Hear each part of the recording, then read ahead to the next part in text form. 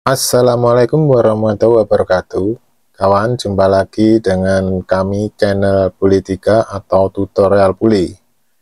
Kali ini kita akan membahas pada kasus kencing manis untuk tanaman obat yang kita gunakan saat ini adalah lidah buaya atau lebih dikenal dengan aloe vera. Kawan, lidah buaya ini sudah banyak ya ditanam di pekarangan rumah atau di pot pada masing-masing rumah di kampung atau di perumahan. Itu biasanya ada, kawan, jadi lebih mudah ditemui, walaupun orang kadang tidak tahu cara menggunakannya, cara mengkonsumsinya, juga cara memasaknya itu bagaimana, juga banyak yang tidak tahu, kawan. Mari kawan, untuk yang saat ini akan kita bahas adalah untuk cara bagaimana untuk penanggulangan pada kencing manis, kawan. Nah ini kawan, kencing manis itu biasanya stadiumnya 1, 2, dan 3. Nah, stadium 1, 2, dan 3 ini kategorinya memang berbeda-beda, kawan. Untuk stadium 1 biasanya memang masih kategori ringan, tapi sudah banyak keluhan, begitu kawan. Kalau untuk yang stadium 2 itu biasanya juga lebih parah tentunya. Dan stadium 3 biasanya sampai amputasi atau pemotongan pada daerah tertentu, biasanya pada alat-alat pergerakan, misalnya tangan atau kaki, itu pada pergerakan itu harus diamputasi atau dipotong, kawan. Itu biasanya kalau pasien itu berobat pada dokter atau pada kedokteran modern ini, kawan ya. Biasanya keluarnya sudah sakit parah malah diamputasi, kawan. Nah, terus bagaimana cara lidah buaya ini untuk menggunakan tanaman obat ini, kawan? Caranya bagaimana? Itu memang banyak yang tidak tahu. Biasanya tanaman obat aloe vera atau lidah buaya ini hanya taunya itu untuk rambut atau diusap-usap, lendirnya dipakai di rambut, itu biasanya seperti itu, kawan. Mari kawan, kali ini akan saya beritahukan untuk caranya bagaimana. Ini untuk kencing manis ya, kawan ya. Biasanya itu yang digunakan, kawan. 1 lembar lidah buaya dicuci bersih, kemudian dibuang durinya, potong-potong, rebus dengan 3 gelas air atau 3 mangkok air, kawan, sampai menjadi 1,5 gelas. Nah itu, kawan, minum 3 kali setengah gelas sehabis makan, gitu, kawan. Jadi untuk demo masaknya itu kan kemarin-kemarin di video sebelumnya memang sudah ada, kawan.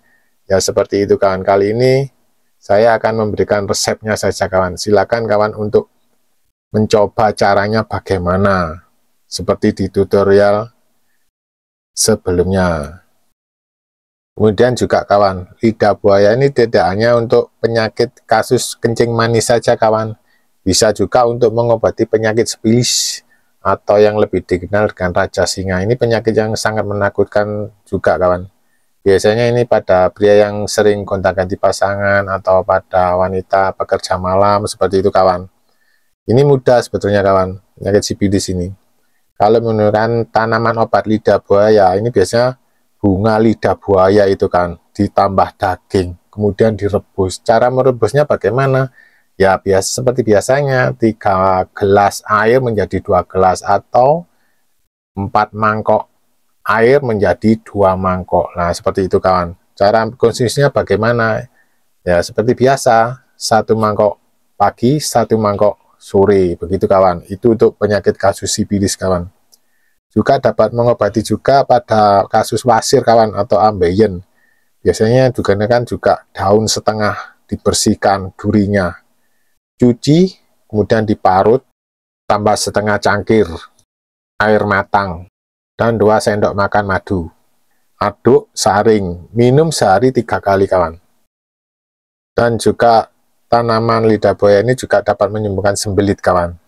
Kalau penyakit sembelit adalah daun separuh, cuci bersih, kemudian buang kulit dan durinya, isi dicincang, kemudian seduh dengan setengah cangkir air panas, tambahkan 1 sendok makan madu, hangat-hangat dimakan, sehari 2 kali, kawan. Demikian, kawan. Dan juga kalau pada kasus cacingan, susah buang air kecil, itu biasanya akar keringnya, kawan.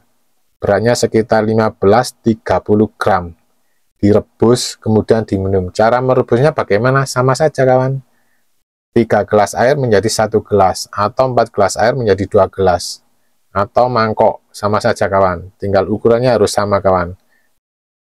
Kemudian lidah buaya untuk penyakit luka terpukul kawan, atau luka dalam, muntah darah. Biasanya yang digunakan hanya bunga keringnya saja kawan, sekitar 10 hingga 15 gram, kemudian direbus. Cara merebusnya sama kawan, seperti yang sebelumnya tadi. Bunganya lidah buaya itu memang sepele kawan, tapi khasiatnya juga banyak. Banyak juga ya orang yang tidak mengetahui ya kawan ya. Nah ini saya tunjukkan supaya kawan-kawan juga tahu cara menggunakannya kawan, jadi tidak dibuang sia-sia kawan. Biasanya ini ada bunganya, ditebas, bersihkan begitu saja kawan, ternyata khasiatnya masih banyak kawan ya, dapat kita gunakan berbagai macam untuk penyembuhan penyakit kawan. Kemudian kontraindikasi kawan, untuk wanita hamil atau sedang haid kawan, penderita gangguan sistem pencernaan, dan penderita diare dilarang makan obat ini kawan, atau herbal ini kawan.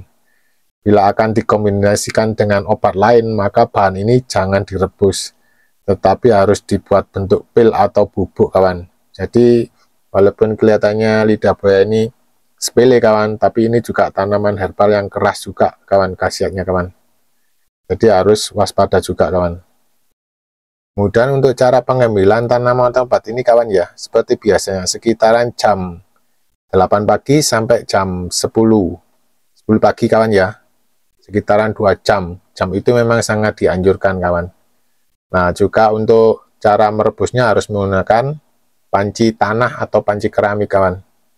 Itu juga SOP yang harus dijalankan pada waktu pemasakan obat. Apa saja kawan tanaman obat yang digunakan untuk sebagai obat kawan? Silakan kawan untuk like dan komennya kawan. Barangkali ada yang ditanyakan, bisa saya jawab lewat like dan komennya tadi kawan. Jadi kawan tidak bingung.